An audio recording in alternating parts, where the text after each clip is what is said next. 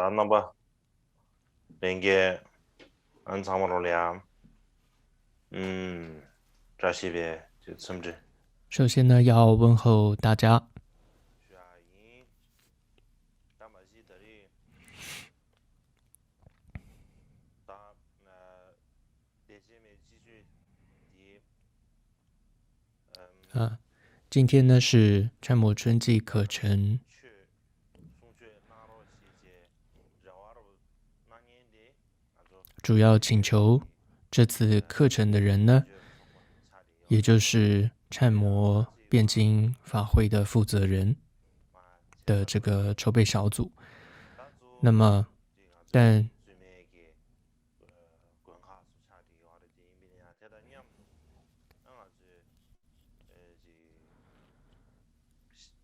个有写着，那么，所以最主要上课的就是各个尼寺哦。但是呢，其他的寺院，像是一些佛学院呢、那么大家也都一起能够一起来这个有机会听闻到这样佛法。那么，今年还有我们说去年整年，这个全世界都受到了这个疫情的影响很多地方都不方便前往等等。那么，但是因为拜这个科技的方便所赐哦，那么虽然我们可能这个身在两地，但是还是能够像真的在你面前一样的这样子相互的交流跟有这样的一个机会呢。如果是过去的人来讲古人来说，他们真的是连根本想都想不到的。那么，但是呢，如果我们觉得好像很容易，反正就听个法，而轻忽的话，这样也是不好的。那么这里并不是说这个我自己说法者是多厉害，不是这个意思，而是这一次课程的内容，它是这样一位书生的大师第八世法王的一个传记。那么，尤其各位你们是佛学院的学生，都知道也很重视这个第八世法王，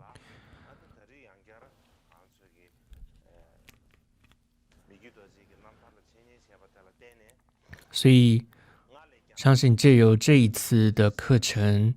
我们会对于这个第八世法王米智多杰有更深的一层认识。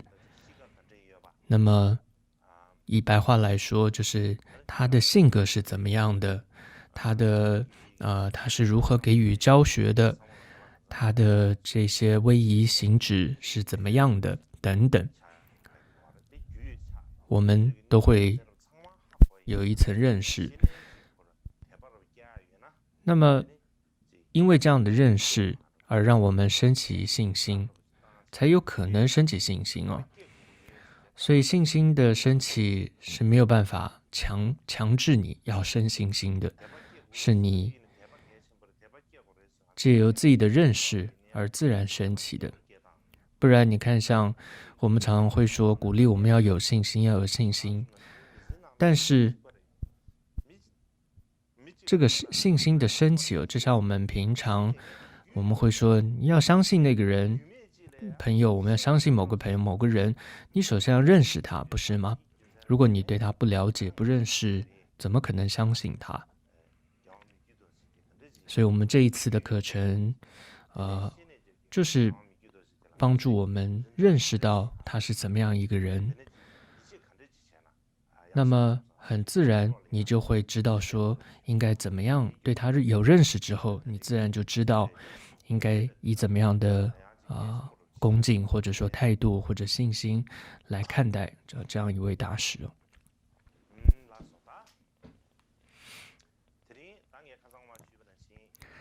那么今天呢，首先要简单讲解一下米值多杰它诞生地相关的一些内容。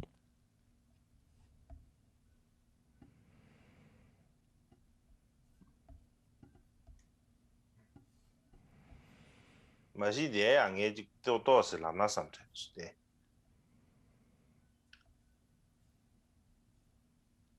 这说啊，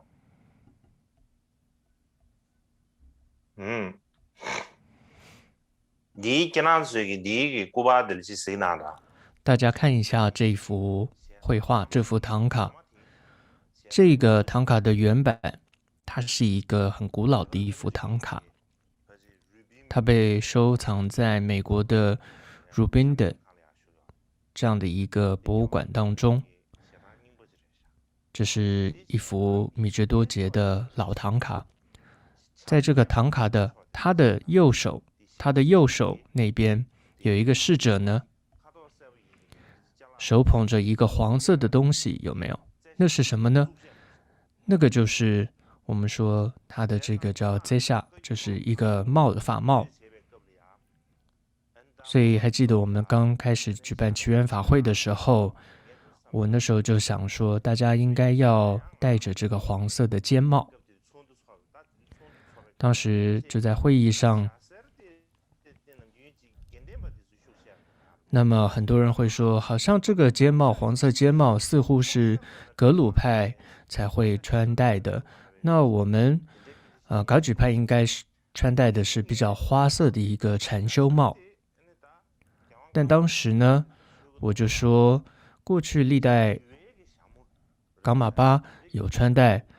而且呢，律典当中也是有提到这样的黄色的尖帽的，所以我就比较就是说，比较强制的说一定要戴。那么当时噶玛堪布仁谦达尔耶他所写的一个有关尖帽的一个著作，当时呢，这位噶玛堪布他在讲解这个黄色尖帽的历史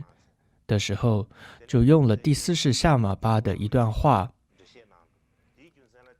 来这个说了这个尖帽的一些过去的历史哦，才知道说原来噶举过去也是会穿戴这个黄色的尖帽，所以大家就有了信心了，也比较放心了。那么这次呢，为了这次课程，那么我看到了这一幅唐卡的时候，那非常清楚的你看到那个它是有穿戴黄色尖帽的，所以你看在这样一个古老的唐卡当中都这么清楚画的。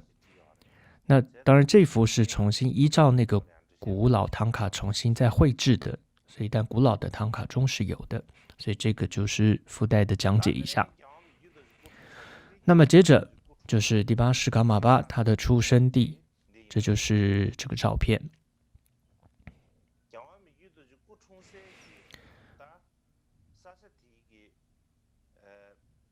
他的出生地呢的名字呢，现在就是昌都市的类乌齐县上卡乡达然村噶德自然村，所以它是在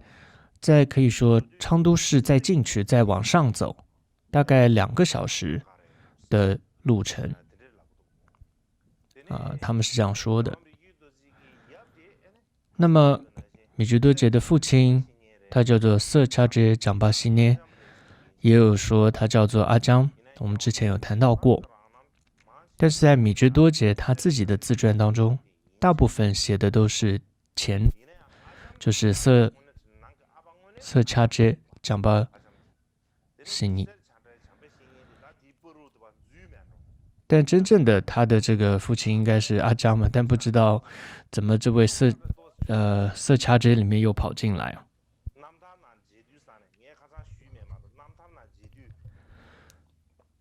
那么上次我没多提但其实在自传当中有提到米值多杰诞生的时候，他的阿姜呢有些生气，您怎么把外头一个孩子带进来了，还差点要打他的母亲。总之呢是有一些这样的说法。当然后来这位阿姜呢，他就像是父亲一般的对待这个米居多杰，好好照顾这个米居多杰哦。所以他这个阿姜后来就成为像他真的父亲一样。那么再来母亲就是董氏拉玛准，那么他是一个董氏的这样的一个家族的，他是在火兔年11月初4出生。这个公元来说呢，就是1507年。但是是不是100%就是这个年份呢？但因为在藏族文化当中，有的时候有一些不同的算法，所以呢也很难确定说就是这个年代哦。但大概来说就是公元的1507年。再来他的法名就是加查扎西南耶给予他的法名叫做缺加扎巴巴桑波。然后出家之后，他就是有这样的这些法名等等。那么在下个投影当中，就是他的诞生地、出生地呢，现场所拍摄的照片。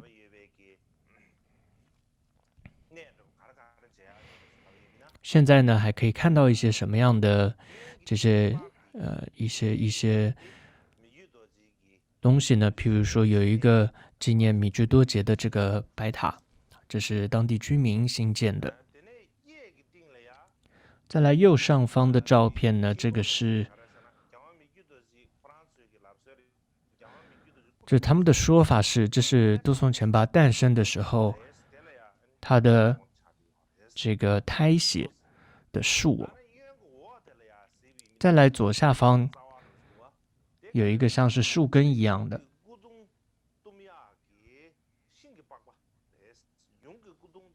就是曾经包过米居多杰母亲这个法体的一个柏树皮。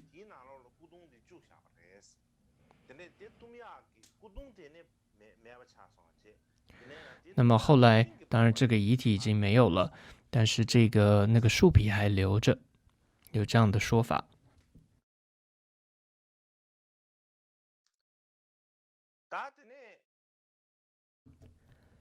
然后接着这个图片左上方呢是有一个石头上刻了一些字。这曾经这里呢是一个纪念他的米居多杰他的母亲，当时有一个佛塔，但现在就是一个这样一个遗址。再来右上方有一个大的脚印，这是在一个家庭里面收藏的米居多杰的一个脚印。下面的照片当中有很多的石头，中央呢也有一个脚印，是米居多杰小时候的脚印。总之呢，这个地方当时呢还是这个冈仓嘎举的这样子的一个大家都信仰冈仓刚举的一个地方，目前也都还是。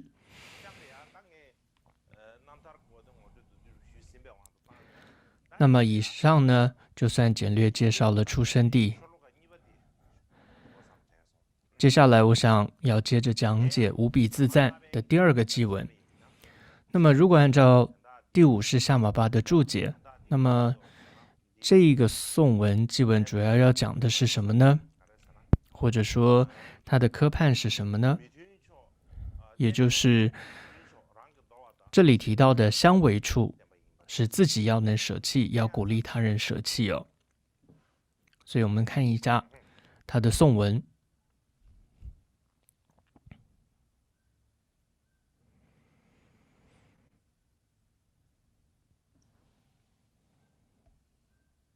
这是一点点的，这的人是看到马头学，当然坦白学，一切遮罪及性罪，相似正法等行止，是为壳般应舍尽，受益妙者我其情。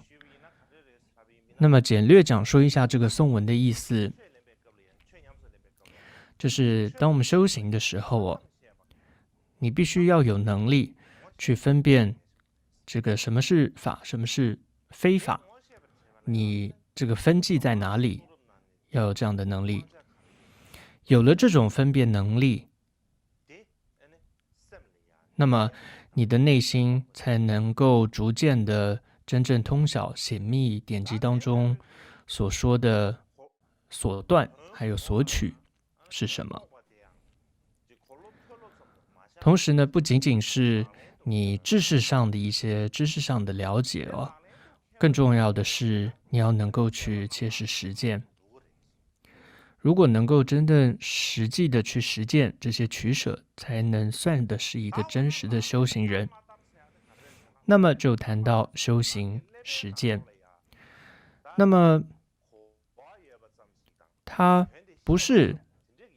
你脑中或者知识上的理解，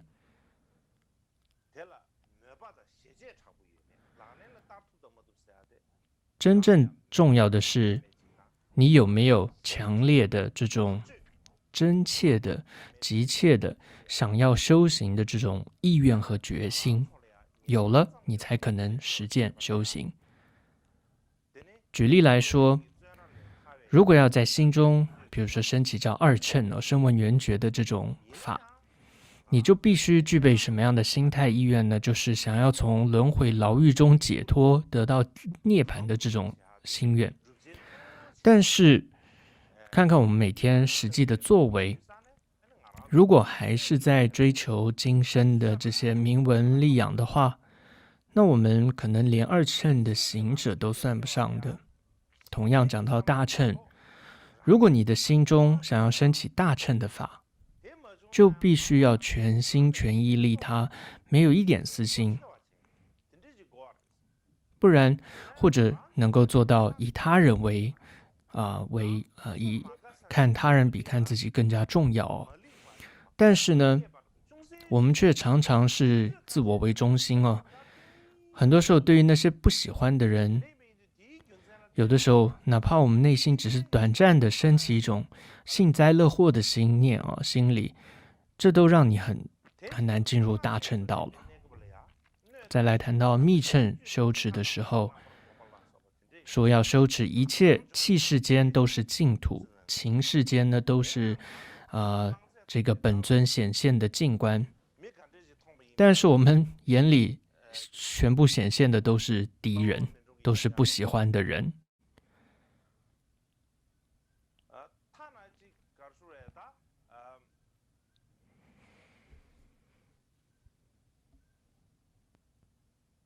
他讲到这个，他讲到米他们这同事他们这了，他就拿我民众给这当，这个民俗通呢呀，就弄着了用。所以很多时候我们看什么都不顺眼，如果是有这样的状况，你根本不可能说可以成为进入密乘或成为密乘的行者，不可能了。所以总而言之呢，我们如果不知道这些取舍它的关键是什么的时候，很容易就会把这种三种戒律的修持和这些持戒的取舍的一些准则，什么时候该持守，什么时候不该持守等等搞混，结果把遮罪和性罪当成是该做的，结果变成根本不是一个修行人，但是外表上却像是在做着正法等等的这种行止这样是没有意义的。所以米觉多杰说，要看透这些就是这只是外在像米壳一般的不真实的。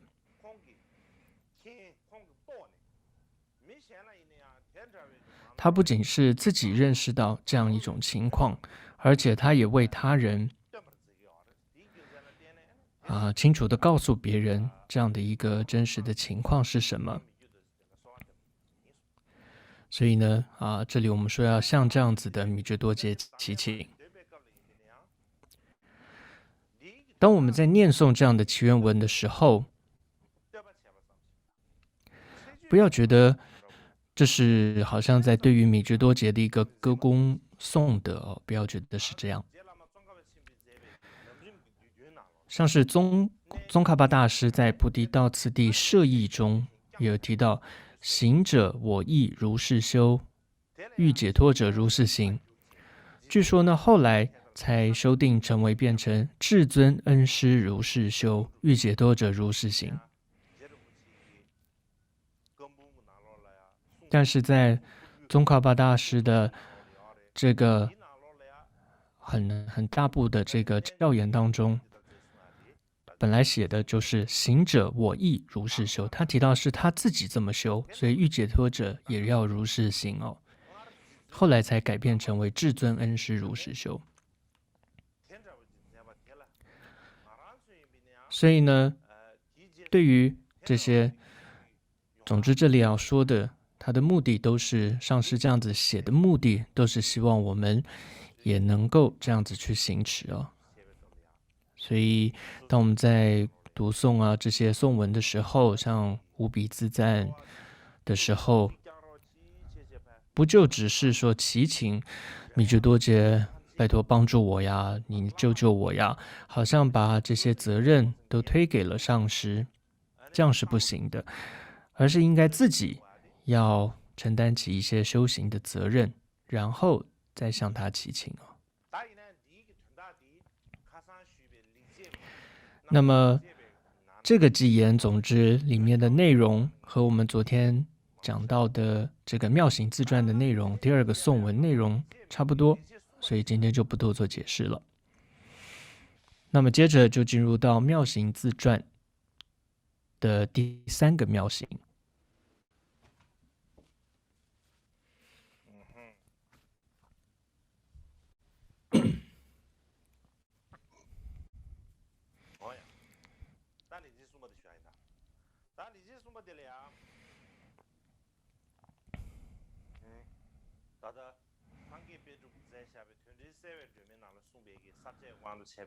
那么依照这个桑杰巴珠的这个科判来说，也就是依止修行的顺缘善友的方法。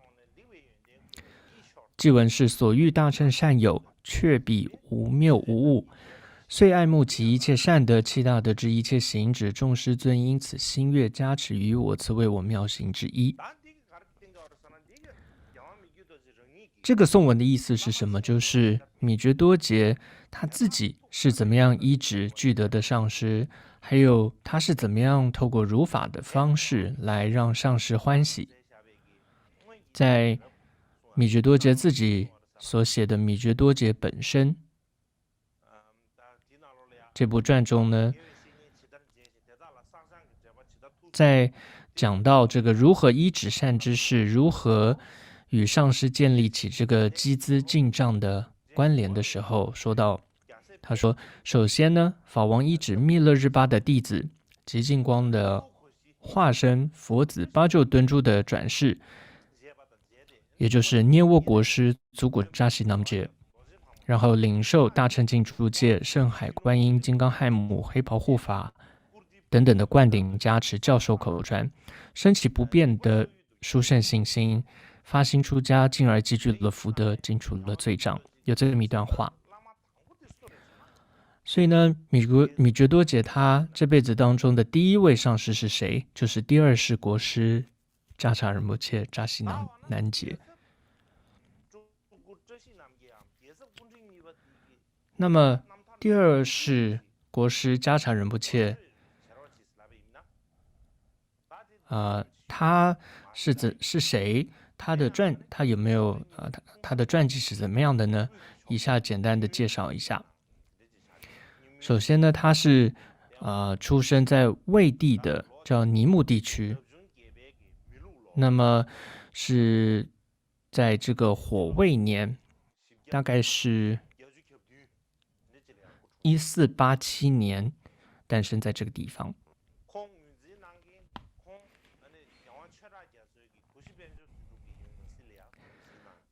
那么他受第七世法王缺扎嘉措的认证啊，他被他认证为国师巴柱敦珠的这个转世。那么第七世法王啊，他当时在水亥年，依照了莲花生大师的预言，那么透过这个叫上师秘义总集的这个法门，来加持宇门成就为无量光佛这样一个本体，然后就赐予他这个金丝的制成的红色的法冠，然后加查扎西南迦在法阵上也有很重要的地位哦。第七世法王的时代，很多众人的这种灌顶和口传，大多是向国师加查巴、大德斯图昆绰和中普巴国师求授。然后教授跟出家的律仪，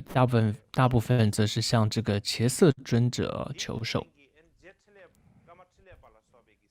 所以因此呢，在噶玛钦列巴大师的这个文法录当中就很清楚记载说，他们的口传传承大多源自加查扎西南迦，所以可知道当时这个很多的法教的传承都是源自于这个加查仁波切。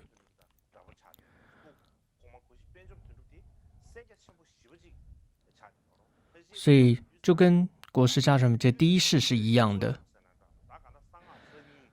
可以说第一世加查仁波切也是这个样子。可以说一切的这些显密的这些口诀教授等等，在国师这个扎西班鸠就是第一世加查仁波切的时候，就是他具备了这样的功德特质，所以第二世也是这个样子。那么在缺扎嘉措圆寂之后，第七世法王圆寂之后呢，国师加查仁波切就承担了噶玛噶举的这个法主这样的一个责任，所以因此在那个时候，大家就称呼他为加查，就是加查就是摄政。那么他的国师的头衔呢是第一世加查的时候，就是当时的皇帝给他的名称。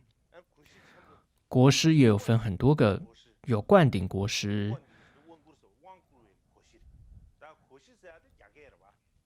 国师就是中文嘛，就是国师。那么它变成了，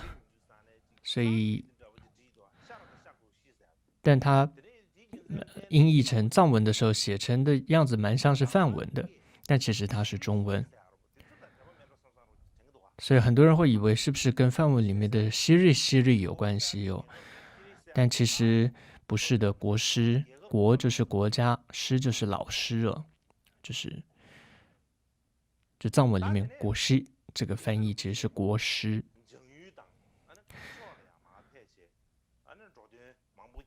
那么同时呢，他还曾经前往丽江、安多还有康的地方呢，利益很多的众生，也在这个贡布兹拉康呢，这个兴建了很多三宝所依，还有这个第七世法王的这个金塔。那么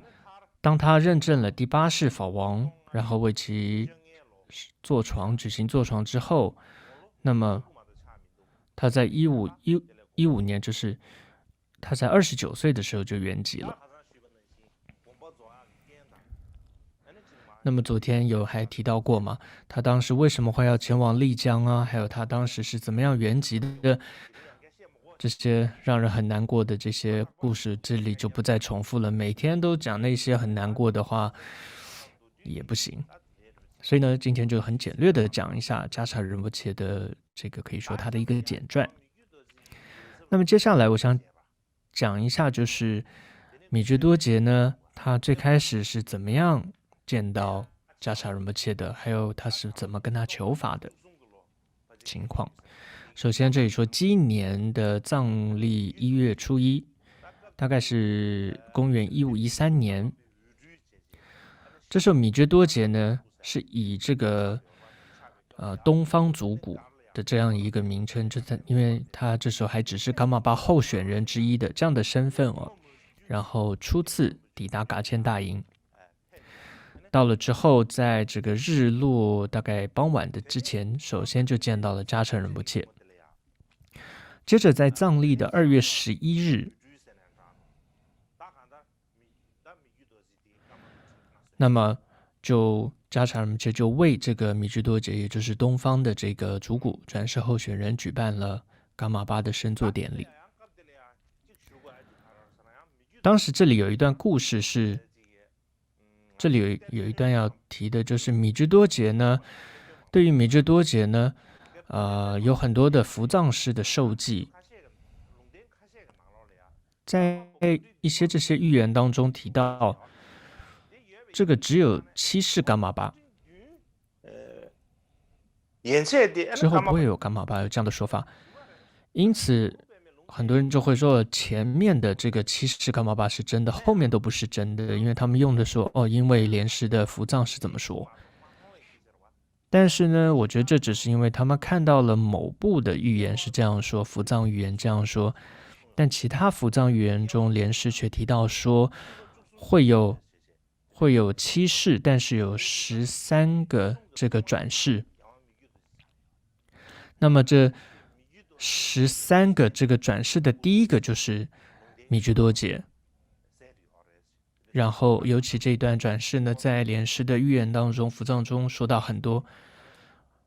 总之这些伏藏的莲师预言部分，可能之后有机会再讲。那这里就不多说了。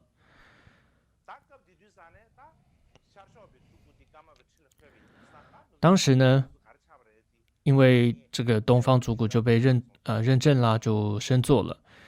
那西方的怎么样了呢？那西方的主骨后来怎么样了呢？那这时候西方主骨的他的父亲就是那位安多拉玛，他这时候就对噶千大营的这些上师，还有上面的主人、下面的仆从，他都很生气，有升起很大的邪见，说我的孩子是噶玛巴，你们既然不给他升座认证，所以他很生气，升起很大的邪见，说我不要再留在噶千大营了，我要回到贡布扎松去。扎查仁波切这时候对他说，你呢还是留在这个噶千大营比较好，你的孩子虽然不是噶玛巴，但是呢我还是可以安排让他和我有一样的这个待遇哦，就是受到和我一样的恭敬和敬奉的这种待遇。总之是告诉他说，你别走，你就留下来。但是他完全不听，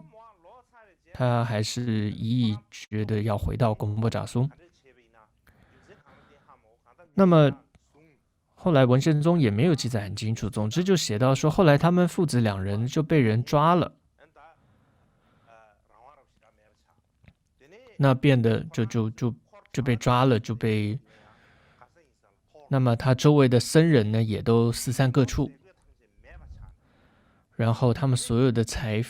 富啊，这各种是连衣服等等这些全部都没了。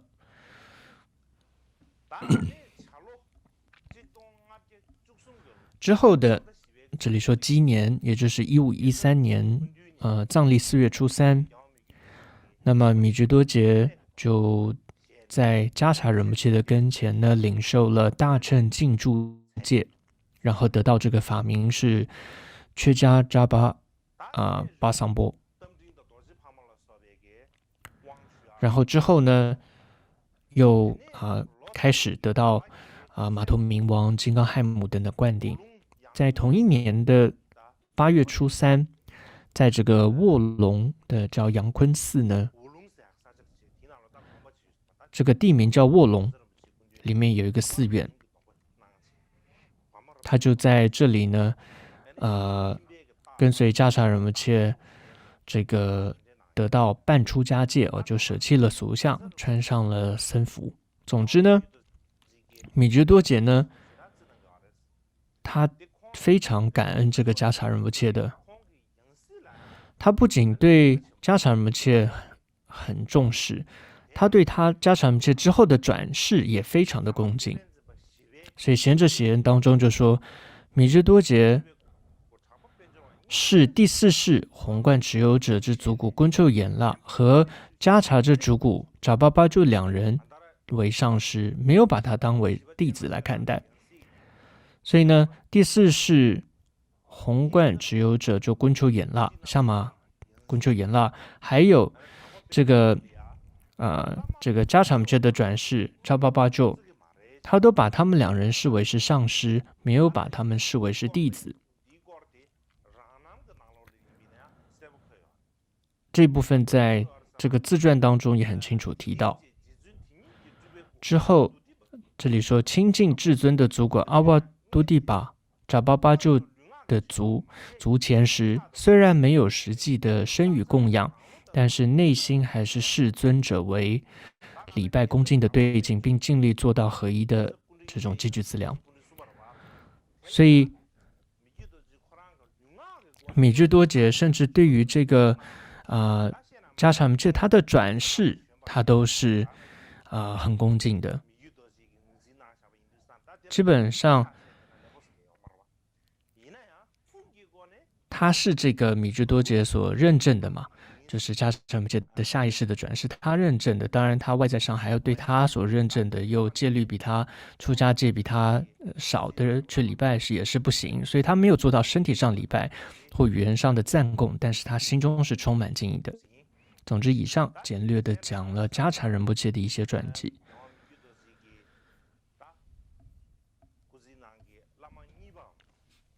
接下来是米日多杰当中一生中第二位上师，或者说是他最重要的一位上师，就是桑杰拈巴。所以最开始他怎么见到他，中间怎么医治等等哦。那我想这里先休息一下，之后呢再继续讲。他的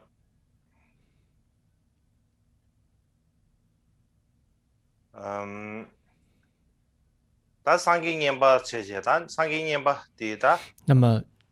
这里讲到桑杰拈巴，那么现在已经应该是第10世的桑杰拈巴仁波切了。那么第一世桑杰拈巴，他也被称为叫典玛主透。那么在米日多杰10岁之后，他就移植了典玛主透，就是桑杰拈巴为上师。桑杰拈巴可以说是米日多杰一生当中所依止的所有上师当中最重要的一位，也是他最有信心的一位上师。同样，在我们刚仓的这样一个双融的实修的传承的这个师承当中呢，也只有将桑杰拈巴这么一位上师放进去算进去。那么桑杰拈巴，或者他也称为叫典玛主透，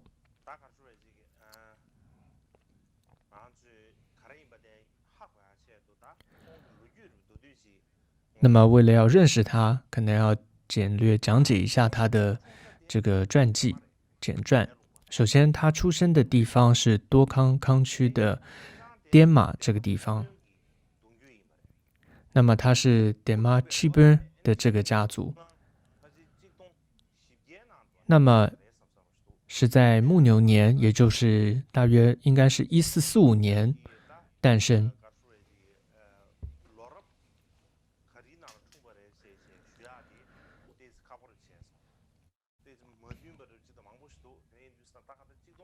那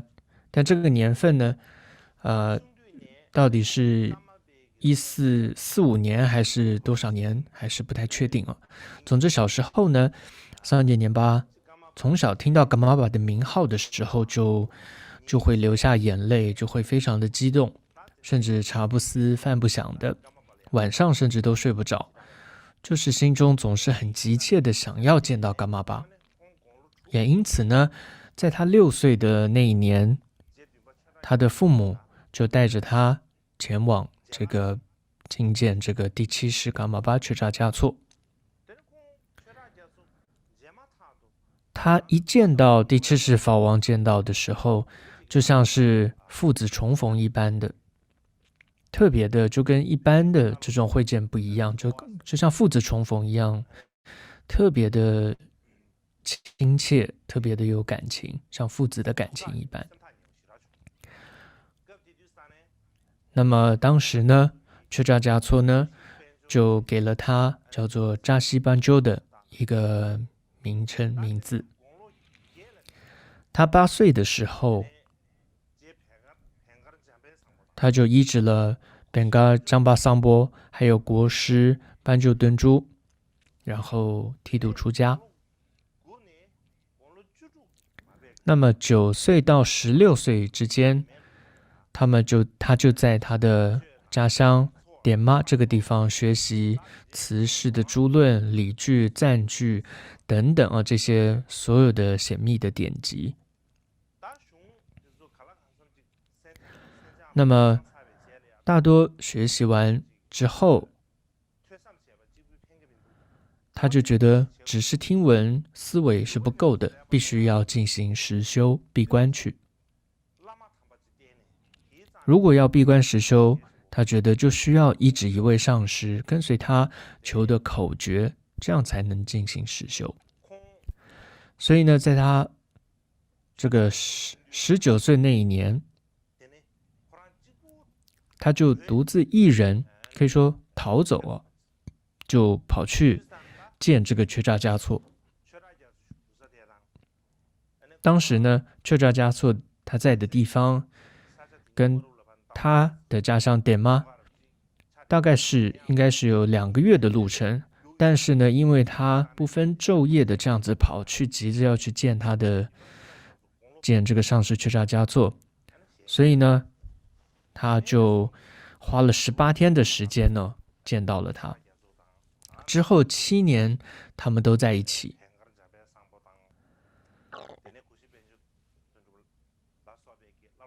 那么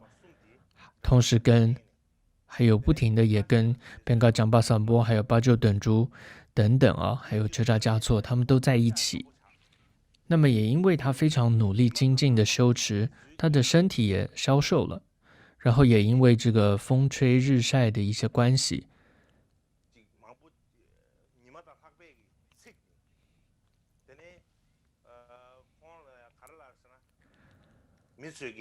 所以大家都称他叫拈巴窝丘。拈巴窝丘的意思就是他的家族氏族叫做拈巴。然后为什么叫窝丘呢？是因为是颜色是灰蓝色，因为他身体风吹日晒的关系，皮肤都变灰蓝色了，所以他就变成叫拈巴窝丘，所以就是皮肤灰黑的拈巴。那么23岁的时候，他就觉得那也跟随上师求得了口诀了，接着应该是要自己前往这种极静处，很好的去做修持了。他也就这样子跟第7世法王这样报告，法王就说，就像你说的这样子，你就应该这样去做。那么你就先从康区开始，之后呢，你再到卫藏等等的一些地方去修持。那么我慢慢之后呢，也会到卫藏地方。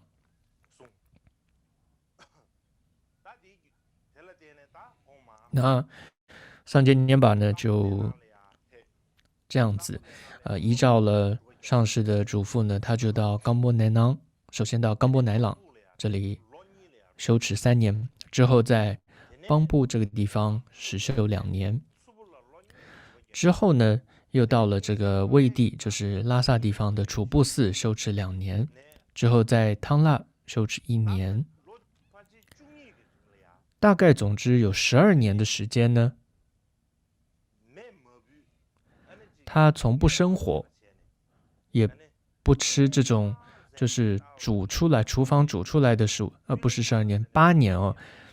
他就是专修这种辟谷法，就完全他不做饭，不生火，不煮饭，然后专修这个辟谷，8年他这样子实修。之后呢，他就住在噶千大营。在那个时候，噶千大营呢，对于各自的上师或者各自的这些负责人僧主，他都会有一些他该得到的一些供养，但是他完全不收这些，不使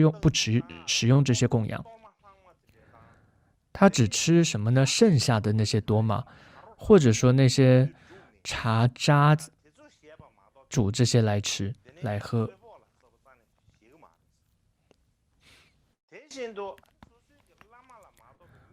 同时呢，他除了上师之外，他也不跟任何人交谈，他完全禁语。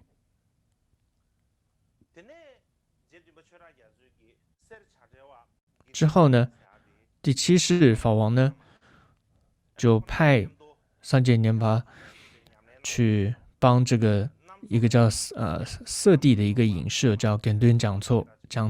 彩，他们两个人就在北方的这个纳木错湖那边，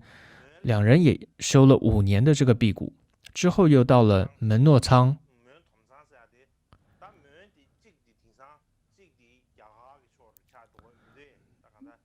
门这个地方呢，那现在似乎有分成两个地方，一部分现在是属于中国，一部分属于印度。总之，他就还在这个门董仓这个地方，还有像卓沃龙，还有桑布等地都各住1年这样子进行闭关跟实修。那么在他40岁的时候，他就想说，大概西藏的各个圣地我大概都去过了，也都闭关过了。他就觉得想要前往印度到西方乌金地区。那么所谓的乌金地区呢，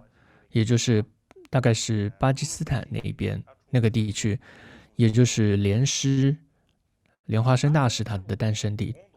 他就觉得他想要去，但是呢，他不太确定他的朋友会不会想去，所以他想试探一下他的朋友。他就说，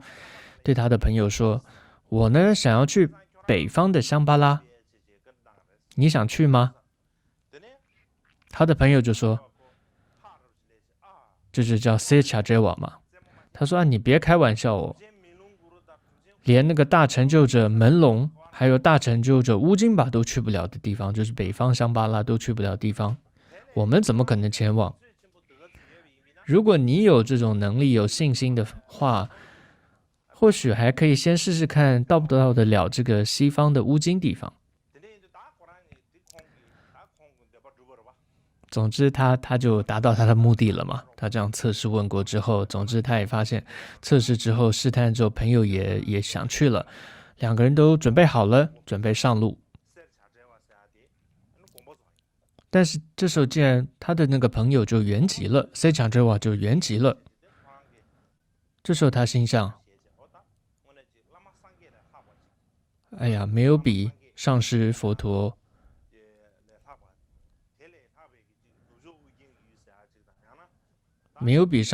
更殊胜的这个乌金净土或者金刚亥母，应该没有。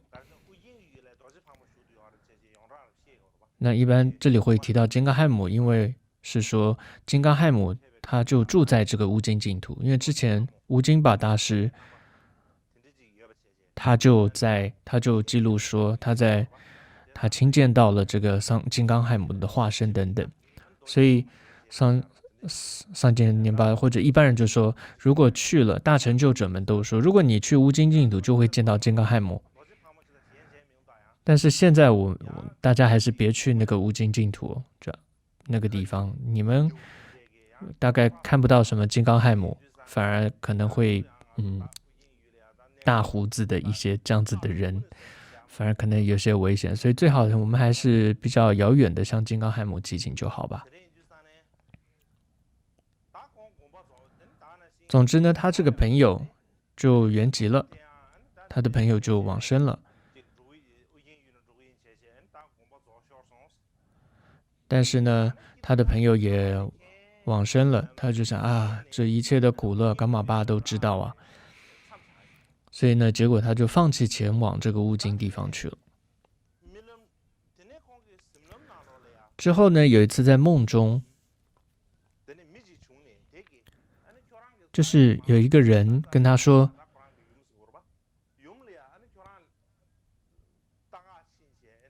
你应该去看一下你的生母，你为什么不去看一下你的母亲生母，跟他结下一个法缘呢？他因为这样的梦境，那么他就很想去见他的妈妈，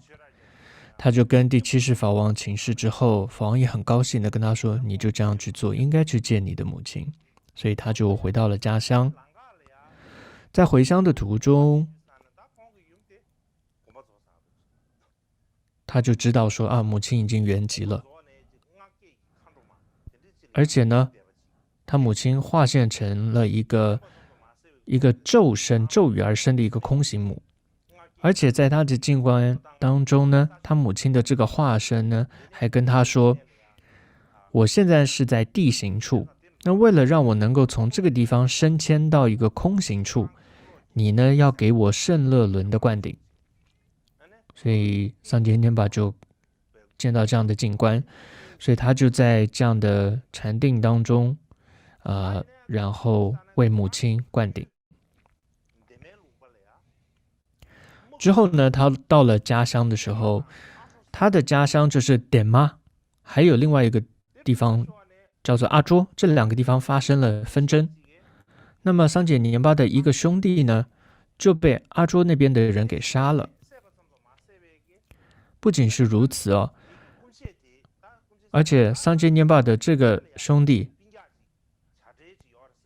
他们还听说呢，还有一个隐士修行者，就是这个叫做桑杰年巴他会从这个位地回来，所以他们就马上要派人去杀他。那些人要去杀桑杰年巴的时候，当然先到处找嘛，最后发现他是在一个山洞当中，看到他呢坐在什么东西上呢？就是几根草这样子铺着的一个草垫上，然后身体呢也非常的消瘦。那么身体穿着呢就是一件破衣哦。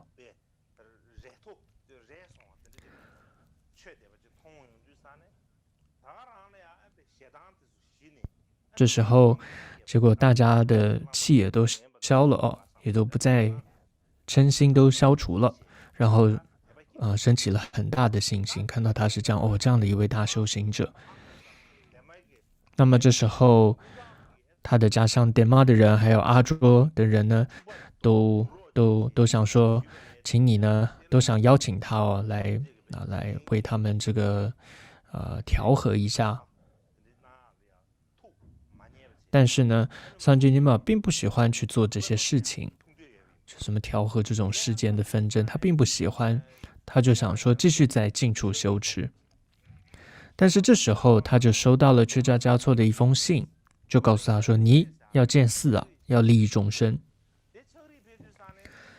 那么听到之后，他就心想，我呢没有这样的功德，我没有这种能够新建功德新建寺院利益众生的功德，所以或许却扎嘉措这封信是为了要测试我的修持而这样写的。所以呢，他就再次的这个回信给却扎嘉措说，我没办法这样做到，我还是要继续去闭关实修。但结果呢，却扎嘉措还是一样告诉他，你要去建寺利众。这时候他才心想，上师的嘱咐真的就是上师的这个指示这是最殊胜的成就。所以他就回到了家乡，然后也回到了这个平息了点妈，调和了平息了这种点妈和阿卓之间的这些仇恨等等。然后43岁的时候，他就在乌金的这样一个山居的地方起建了寺院，还有他家乡里面之前不是杀害他兄弟的那些人，他也教授他们大手印等等的佛法，还给予他们土地还有马匹等等的财物，所以这些人都对他升起了很大的信心。他不仅仅是建寺而且他也在这些寺院当中呢，不断的给予教学，培养出很多的这些学生成就者。所以他就在他的家乡典妈这个地方变得很出名，就是佛行事业很广大。那么很多人都成为噶举的弟子，但也因为这样子，就招致了这个典妈地区其他教派寺院和僧团的一些嫉妒，怕说啊，怎么都变成噶举的弟子。结果他们就穿着这种盔甲，还带着武器，有着前来。那么还好，就是被当地的这个居民呢，就稍微阻挡一下，阻挡住了。但是呢，持续的那些人还是在持续的有一些这种争吵。也因为这个样子，大部分桑杰涅巴寺院里面的僧人呢，都离开寺院，到山里去闭关。而且不久之后，就发生了一个大地震。那些不喜欢他的那些其他的僧团，还有那些僧人，他们的寺院很多都倒塌了，然后很多人也死亡了。那么桑杰涅巴他自己住的地方也倒塌了，然后他有2个侄子也死亡了。但是桑杰涅巴他的这个3层楼的房子哦，虽然倒塌了，但是却有一面高墙哦没有倒，而且呢，桑杰涅巴呢，他就很安然的就端坐在这一面的高墙上。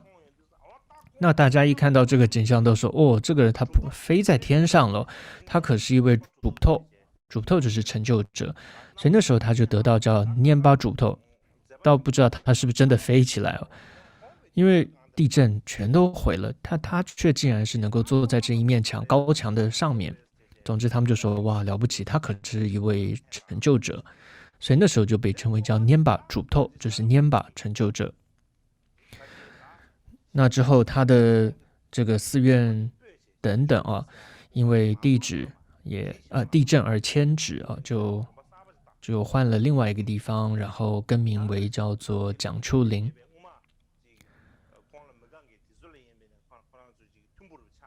那么后来呢，总之那些本来不喜欢他的人呢，也都很好了。那么总之他的典妈这个地区的所有的各教派，所有的修行者僧人都非常的融洽，有这样子的记载。之后呢，第70房又给他一次的这个信函，就说你应该要多康地区去化缘，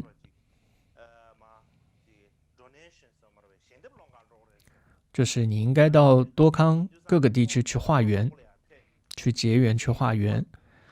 他也照着第70法王所说的呢，他就到了这所有的地方，各个地方，然后看到一些毁坏的寺院，就修复这些寺院，甚至新建一些寺院，新建一些所依，还鼓励大众行善等等。然后他就能够得到很多供养，就对第70法王献上10万供啊、万供、千供等等。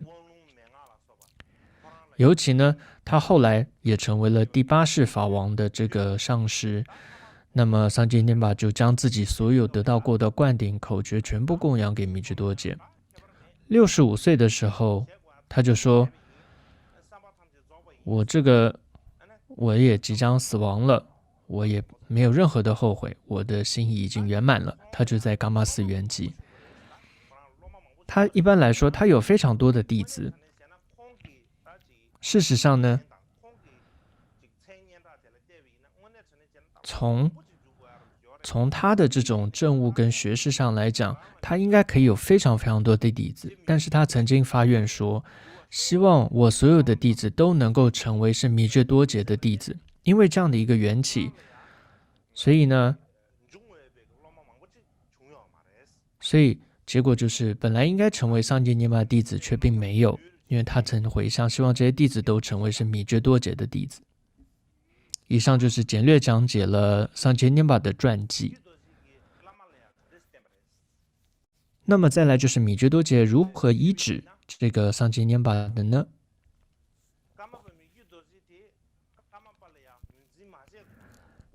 那么首先，米值多杰在还没有被认证之前，大概4岁前后的时候，他就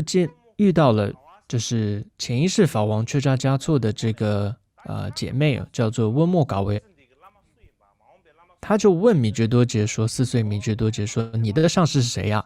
他就回答说：“我的上师是典玛主头。”所以他4岁时候就这样说了。总之呢，他一生最重视的、最这个恭敬相信的上师就是涅槃仁波切。那么他最先见到桑杰涅巴的时候，他是9岁。当时有桑杰涅巴，还有杜摩扎西鲁塞，他到了这个噶千大营来见米值多杰，当时是第一次他们会面。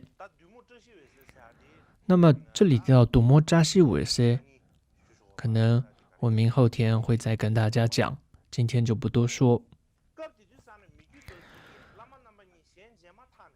当时呢，米值多杰一见到2位的时候，他就马上升起了强大的信心，他就想说，哎呀，如果我能够得到他们的带领跟摄受的话，该有多好啊！他就这样子祈求。但当时呢，就只是个祈愿，他就像之前说，他根本没有机会真的能够医治他们为上师。之前有提到过，当时呢，他没有什么样的权利嘛，而噶千大营的人呢，又非常的严厉哦，也都很久之后，他都没办法医治到他们。那么一般来说，当时呢，真正最应该成为米值多杰的上师的人是谁？就是第4世萨玛却吉扎巴。但是当时米值多杰因为住在这个康区，而萨玛是住在拉萨卫藏地区，两地相距是很远的。还有昨天我们也提到，就是噶千大营的人其实就是对萨玛巴有一些这种不好的看法，所以呢，总是不让，就始终没有让萨玛巴跟米值多杰相见。但是呢，萨玛巴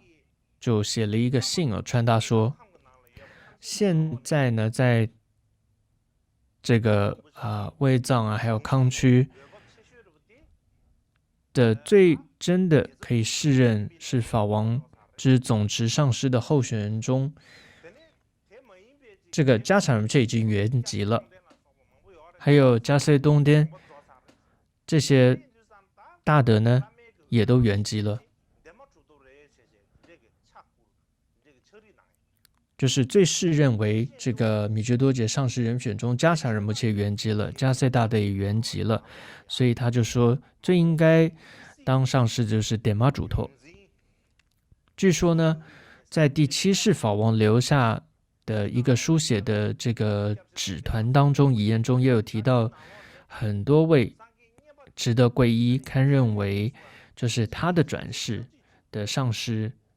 就有提到特别这个赞誉桑杰涅巴尊者。所以总之最后就将桑杰涅巴迎请到了这个噶千大营。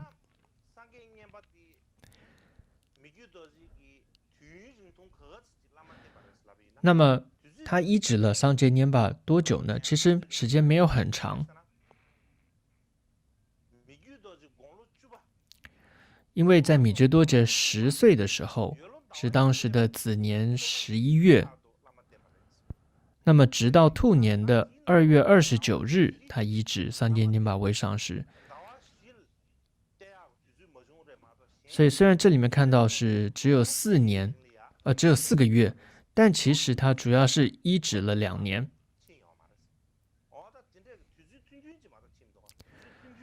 所以时间是很短的，只医治了这么2年。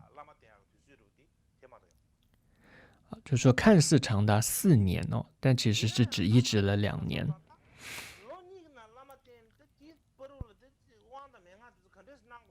所以我们会觉得说，只待了2年，怎么可能有时间学到那么多的法教呢？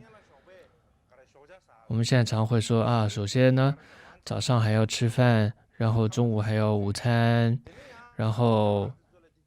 到了印度来，在印度来说，吃完饭之后还得睡一下，到了3点4点之后，还有这个喝茶时间，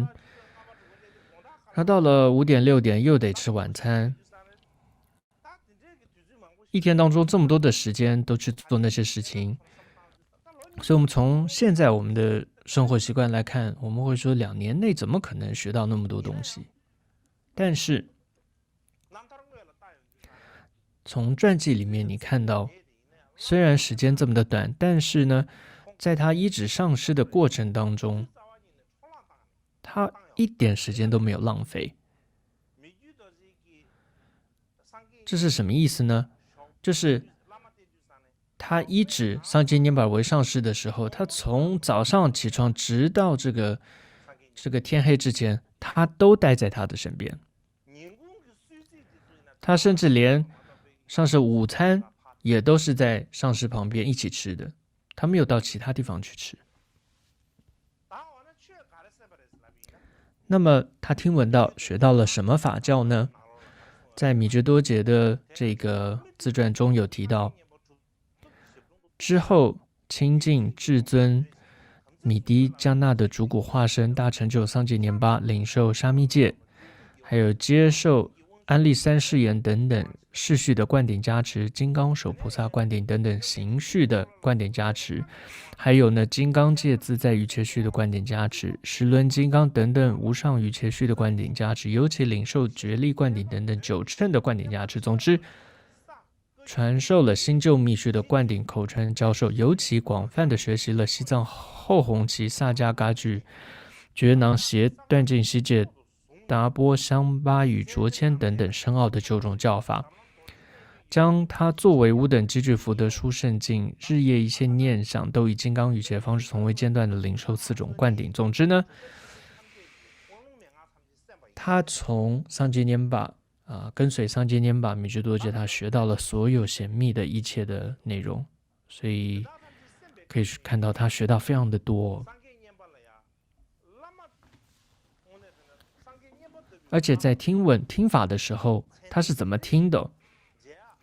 他每次听法之后，他心中想的是什么？都带着一种能够见到、亲近到这么一个殊胜桑杰涅巴这样的一个上师，实在难得啊！他总是带着这种难遭难遇的心，所以他待在上师身边的时候，从没有表现出烦恼不恭敬或者放逸的样子，甚至也从来没有觉得上师和自己差不多，或者上师是一个普通人的这种念头都没有。然后他晚上睡觉之前，他心中想的是什么呢？总是还是在想着白天这个桑杰涅巴他是怎么样做的，他是怎么样说法的，教导的内容是什么等等。然后隔天每天白天一早，他到上师面前的时候，他都会先供养曼达，起至供养，然后他观想上师就是金刚萨埵，然后修持百字明，然后之后呢，他会修持这个观想胜乐金刚和金刚瑜伽女等等然后在领受4灌顶之后，然后在这个请法。所以呢，他可不是就是很随随便便的，马上就坐在那就听法了，不是的，他是有这样子的一个过程的。还有平常呢，他在说法或者用餐或者见人跟别人，或者见人跟人说话的时候，他都尽力的让自己心中保持着菩提心。尤其呢，当他也总是在发愿要利益那些无依无护的有情，尤其呢，他总是不忍这个佛法，尤其是这个实修的传承法教的这种衰退，所以他也总是一再的祈愿整体佛教，尤其这个实修嘎举的教法能够弘扬。总之，他尽一切的努力，让自己在闻法的时候能够深记背下来，思维法义的时候能够笃定，修持的时候能够升起一种体证。总之呢，因为他对上师的教导实在是他太喜欢上界涅巴的教导，还太有兴趣了，所以他每天都会起得特别早，然后迫不及待的呢就提早到这个上师的前面等候。那当时可没有手表嘛，他就想说，哎，快应该差不多了吧，我先赶快过去吧。然后下课之后啊，他要回到他的房间了嘛。那时候他就会想，哎呀，我现在年纪还小，那我没有办法很好的这个照顾上师。但如果我年纪大一点的话，那我可能就能够待在他身边久一点。他想到这个，他都还流下了眼泪，然后会这种依依不舍的去离开上师。所以可不是一下课耶很开心，下课了，然后就回到自己的住处，想说，哎，咔哈，放假了。好开心，下课了，他不是这样子的。然后晚上睡觉的时候，他也总是把他的头朝着这个上师的方向而睡，而不是睡得像狗像猪一样睡成那个样子，不是的。还有白天他跟随上师的时候，有的时候上界年巴他身边的侍者可能有事情很忙嘛，忙不过来，有的时候会这样子。所以他身边可能没有一些侍者。这时候米智多姐她其实年纪很小，她才11岁嘛，她也都会自己尽力的像供养，把她衣服拿给她，把经书拿给她的上师，甚至帮她擦拭身体。还有桑杰念巴，因为桑杰念巴他的脚不好，所以米智多姐他们初次会见的时候，其实桑杰涅巴那个时候，桑杰涅巴还能走去见米智多姐。后来桑杰涅巴脚都不好，没办法行走啊，所以他还会帮他按摩啊等等。所以你看米智多姐她年纪这么小，但她还是想尽办法的想要去照顾，然后想要在上师身边。所以呢，桑杰涅巴非常的高兴。后来有一次，涅巴尔姆这就说，你呀，真的是真实的这个佛陀的化身，所以我向你这个传法，其实也就是个象征性的，只要你稍微听到这个法就好了。还有我看到你的这些行为，你的行持哦，都是这么的如法。还有我给予你的供养给你的这些法教哦，嘎举的这些法教，将来你也会传法利益很大的，对于众生起到很大的利益。希望你未来也能够继续这样去做。桑杰涅巴就这样子高兴的对他祈请，这样子说。所以你看，让一位具德的上师欢喜哦，那么这个上师的加持就会代代的相传下来。那么这就是那洛巴的传承的一个重要的一个特点。我们会说那洛巴的传承一个特点是什么呢？当时呢超戒寺那洛巴在的超戒寺，他可是当时里面最出名的一位大智者。但结果呢，那洛巴竟然却去医治了一个这个穷乞丐，然后是叫帝洛巴。然后马尔巴呢，后来到了印度去医治了那洛巴，然后密勒日巴呢又医治马尔巴。而这个马尔巴是怎么样的这样子给他各种的苦刑？很多人都说，哎，这个疯子哦，大概会把这个从拉队来的这个密勒日巴给杀死了。但是密勒日巴从未升起任何邪见，将这个马尔巴视为佛一般，所以密勒日巴成为这个可以说雪域藏地最著名的这样一位成就者。所以这里都提到，这代代相传很重要一个特点，都是视上师如佛，这是一个特点。所以噶举的传承的一个加持呢，就这里说就进入到了米支多杰的心绪中。总而言之呢，我们说米支多杰就是因为依止了桑杰拈巴为老师，让他对佛法升起信心，对上师升起了这种信任，同时对轮回升起了出离心，而且呢，也尽力的去行持利他。他提到，这都是因为跟随桑杰拈巴才能够这样做到的。所以在第8世他撰写的桑杰拈巴的传记当中就这么提到，他说米支多杰就说，像我这样子一个心不堪任，然后总是带着邪见和批判去看佛法和他人的这样一个人，我都看不到任何功德。所以这段就是说，像我这样一个心是这么的不调伏哦，他不管看到任何人，看到任何佛法，他都会说啊，这个不对，那个不对。他总是带着邪见跟批判去看别人的一个人。他说我是一个总是看不到功德的一个人，但是呢，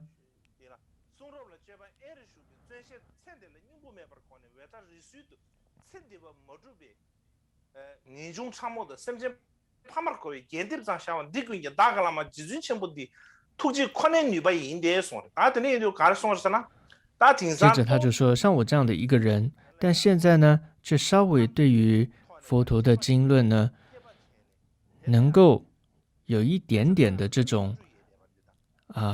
对于学习经论呢，有那么一点点精进和智慧，同时呢，能够待在这个静处山谷中，升起那么一点点的出离心，做一点点的修持，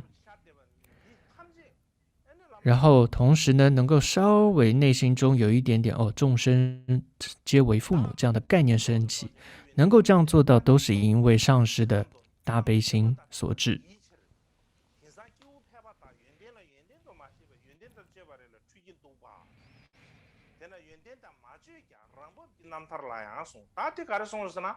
接着呢，这里有提到米支多杰又说，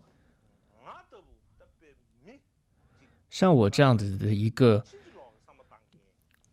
总是颠倒，这个信念是颠倒的一个人，这样的一个糟糕的人，都能够得到上师的加持的话，那么如果是一个具备缘分的弟子来讲，那他们一定会能够得到加持的，是不用说的。但是呢，现在很多的人都没有把功德看成是功德，而把那些没有相似的功德当成是功德来皈依，来依止。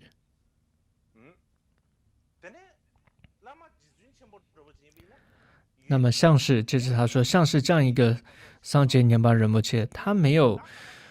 装着这个有功德，他也没有去这个装着要一个有修行有功德的样子，他就是这么朴实的一生。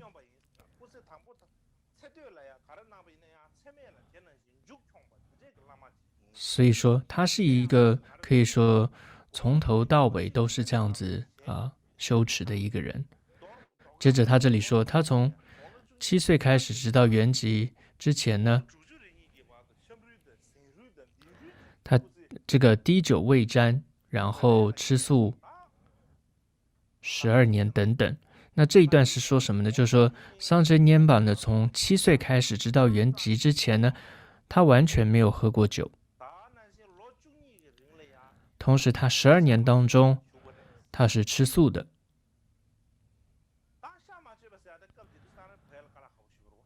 那当时在西藏吃素可不容易了，现在在西藏谈到吃素的这个议题的时候，很多人就开始在议论纷纷对这一点。尤其到了这个神变月的时候，更多人这种说法更多了，有的说要吃，有的人说还是可以吃，有的说不能吃等等。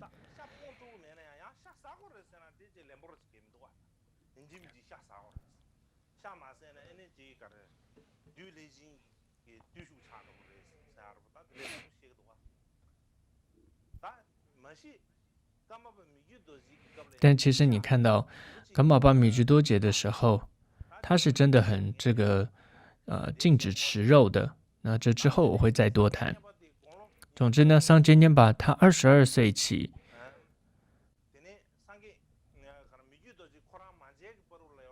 直到呢，米居多杰没有见到他之前，就是62岁之间，他只有一条破裙子，一条破的披肩，还有一条破的这个坐垫夫具，而且直到24岁之前啊，他连一个这种叫安莫罗果的这样子的财物，他的手都没碰过。不要说他，就算是他身边的连一只狗都没有这个，除了三净肉之外，连他身边狗连就是说都不会碰到这个肉，除了三净肉之外的肉，连他身边的狗都不会碰到。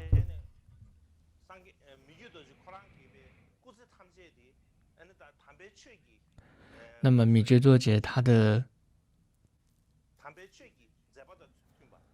一生呢，都符合这个佛法等等哦。那他透过他这样一生的修持哦，他的这样一个传记，可以说是给我们最好的一种礼物。总之，你可以看到米觉多杰受到他的上师念巴仁波切有多大的影响。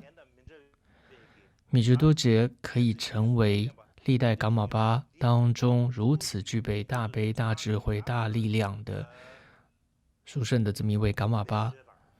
当然，一部分来讲是他自己有提到过，他一生是如此的努力精进，还有他的智慧。但是我们说他要能够做到很重要的顺缘条件，就是要有好的老师的带领。那这时候这种好的善知识对他最有恩德的是谁呢？就是桑杰念巴。也因为有这样的一位上师，所以让他成为真的一位名副其实的噶玛巴，一位这位上师。所以不仅是对于噶玛刚仓，尤其对于整体噶举，让我们还有其他很多的噶举的各教派能够在见解上能够跟别人平起平坐，能够有些东西可以说，这都是因为米觉多杰还有他的上师他们的这些著作，他们的这些见解能够传承下来，我们能够学习到。所以总之因为这样的原因，我们常常说要这个饮水思源。我们现在真的很有福气，能够接触到这么多殊胜的教法，所以接触到的时候，你得想一想，这要感恩一些人的，要饮水思源的。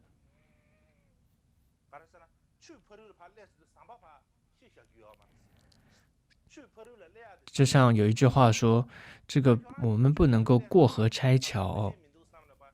我们不能够觉得说，反正我都过了河了，就不管那个桥就把它给拆了，这样可是不行的。所以我们现在可以说还有一点福气的时候，也不要太得意，也不要太这个是觉得这时候更是不能够忘恩负义的。因为现在我们能够还有一点点福气，能够学到一些东西，真的都是过去的这些祖师的恩德，不是吗？那过去在西藏几百年前，当时呢只有一些那个时候噶举派里面根本没有什么大经大论的注解，就是一些教授本而已。那么当时就是几十年前吧，所以当时16世法王呢就印制了这一些噶举的这些大经大论去复印。那么当时的一些堪布看到说，原来也有这样的一些论点，非常的高兴，然后也跟其他的教派来说，来分享说有这样的经论。那些其他教派的这些僧人听到都很惊讶，他说啊，你们噶举派也有这样的经论的注解哦，从来没想到说你们也会有这样的经论。那当然也不怪他们哦，因为根本就这些经书都没有被印出，可以说都没有流传出来，没有人去这个这样子去流传。所以总之呢，今天我想大概就讲到这里。明天是放假，后天也放假。平常的一听到说放假，通常是谁很高兴的？就是学生应该很高兴，但奇怪，这一次好像一说放假的时候，好像是这个老师蛮开心的。当然说是放假，但其实也没得休息哦，因为要做准备。尤其呢，前几天到现在，实在没办法抓准时间，总是呢会迟到个3-4分钟，然后结束的时候也总是提早个大概20-30分钟提早，所以说的并不多，然后也没真的很准时来上下课。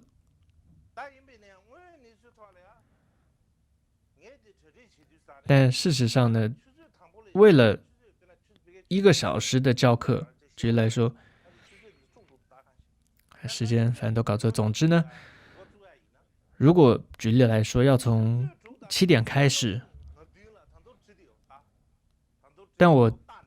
但在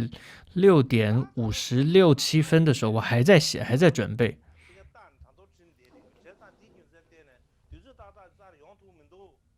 所以呢，这个时间总是没有办法这个抓准，连这个头发都没办法这个剃。不然你们心中可能想，哎，他怎么都不准时，然后而且呢，这个说要讲2时，怎么也没讲满2小时，所以也请求各位的原谅。不然如果太这个硬撑的话呢，这一次因为讲授时间很长嘛，如果一下子太用力的话，结果生病反而不好了。之前在教达波4法的时候，有一点是太用力了，晚上就都没怎么睡，之后真的头都昏了，有一次差点昏倒。所以我想不要那个样子，所以还是早睡早起，这样来做准备会比较好。好，那接下来是课诵回向。